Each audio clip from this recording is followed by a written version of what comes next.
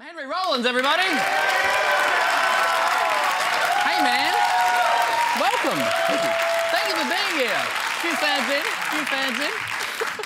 Welcome, man. Lovely to see you. Thanks for doing our little show. No problem. So you're in Australia. You've driven from Melbourne to Mount Isa, and you're talking to Australians about what it means to be tough. Yeah, challenging the idea about toughness. Because there's a lot of tough people in Australia, not in an oppressive way, but I've traveled pretty far and wide. And the Australian men, there's just so many, the machismo coming off these guys, the testosterone. It's very nice of you to say. Well, there's some exceptions. No, but you know what I mean. I mean, they come on really strong with it here. Yeah. And I was asked last year by Mercedes-Benz Vans to come and interview people and explore, like, as why? What is it about Australia that breeds so much toughness in men and women? And I think it's multiple reasons. It's all speculative, but we asked a lot of different people, celebrities like Mick Fanning, like an elite surfer, and also farmers, tradies, like all kinds of Australians, men and women, and what their idea of tough was, and about their life story. And I knew it was going to be really good. I just didn't think it would turn out as kind of moving and amazing as it did. One of those people was Adam Briggs, the amazing Indigenous rapper. We have a photo of you two together in Shepparton. Let's have a look at this photo of Henry. There we go. Yeah, they you said, look like, fucking adorable. They said, sit next to each other and do a photo and make it interesting. So I just jumped into his lap, and we got a room later. And there were some tears the next morning when we had to say goodbye. But I can't wait to watch the footage. We're going to keep in touch. So I'm interested in your thoughts about toughness and masculinity, because, of course, you've come from the punk rock scene, and maybe the outside of punk rock is that it's a hyper-masculine environment with the tattoos and all that kind of stuff. Yeah. That's maybe people's general stereotypical impression of punk rock. Yeah. But you've said that through the Washington punk scene, I learnt that women were equals. There is a radical politics to a lot of punk, right, and a feminist undertone to so much punk. Is that right? There was in our scene, and our scene was like this tiny punk rock scene, and I left it to go to Los Angeles to be in Black Flag. And that scene comparatively was much different. And so the scene I was in, there'd be a girl, and we were so young in those days, it wasn't a woman, it's like a 17-year-old girl. It's a girl in a band. And some people might say, like, that's a girl in a band. Like, that's the bass player. I mean, and I'm not trying to, like, be so perfect. We never thought about, oh, that's a girl in a band. Like, that's just someone in a band. It never went that far. As the thing, how can a girl be in a band? That never came up. And you had young males and females in this punk rock scene. We all treated each other really well. Of course, there's a lot of traction going on. Everyone's young, but there's none of that. There just was no misogyny that I was aware of. And then I got out to Los Angeles, and women were almost like chew toys. They're like party favors. Hey, go meet that girl. She'll, like, wow, that's not a language I speak. And it was just so different, where you'd meet these girls and you're like, why do you put up with that? And they're put up with what? And like, you don't even know you should value yourself more.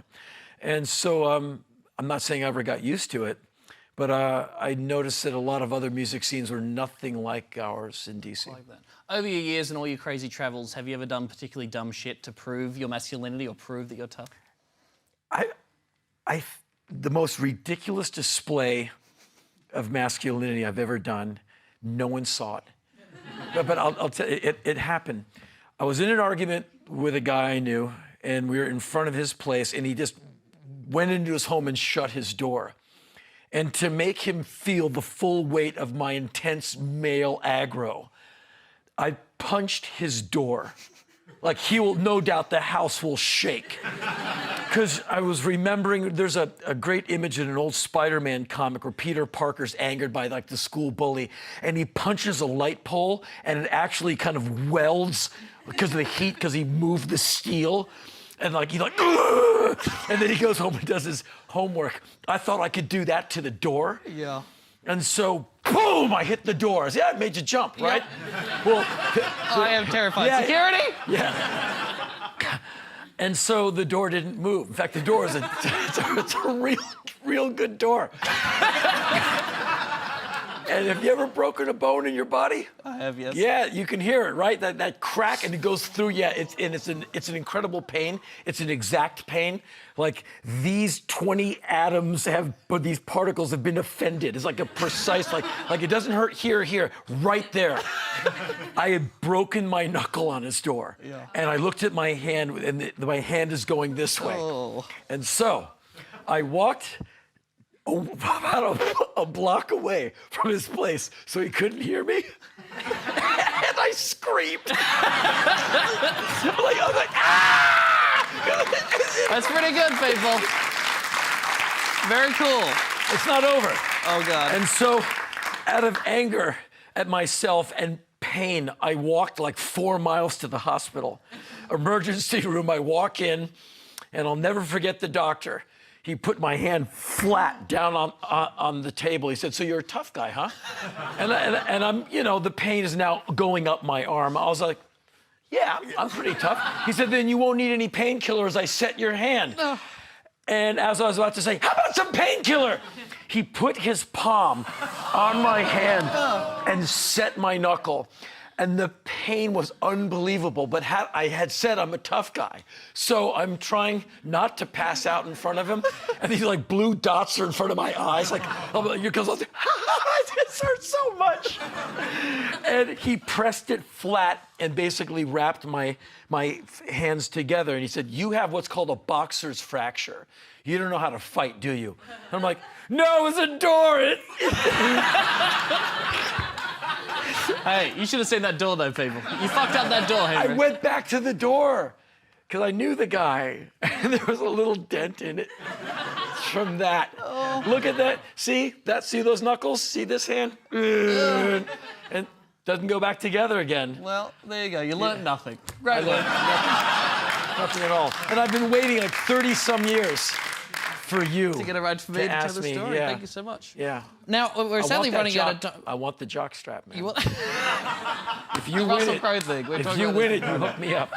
Now, you mentioned, I need to ask this, because you mentioned it was with Mercedes-Benz coming out here, right? This is sort of a... Mercedes-Benz vans, yes. Yes, sort of a partnership there. And you've talked about this, you've done a Calvin Klein ad before, you've defended those decisions, you've defended bands. There's nothing to defend. Right. Why isn't that selling out, though?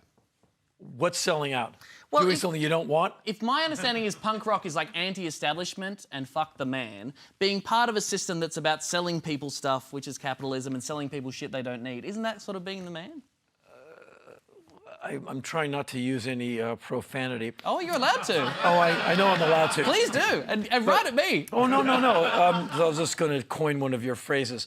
To me, I'm an opportunist. I didn't sign any contract to be punk rock. Right. Whatever these rules are, yeah. They may be written somewhere, but they're not in the Constitution.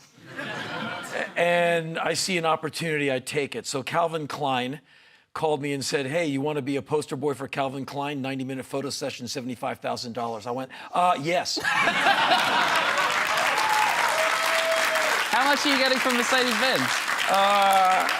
A lot more. A lot more than 75 grand. Okay, good. And so people have asked me, I got a couple of angry letters, like, "I saw you on half a building in New York. What's up with that?" I said, "Was it well lit?"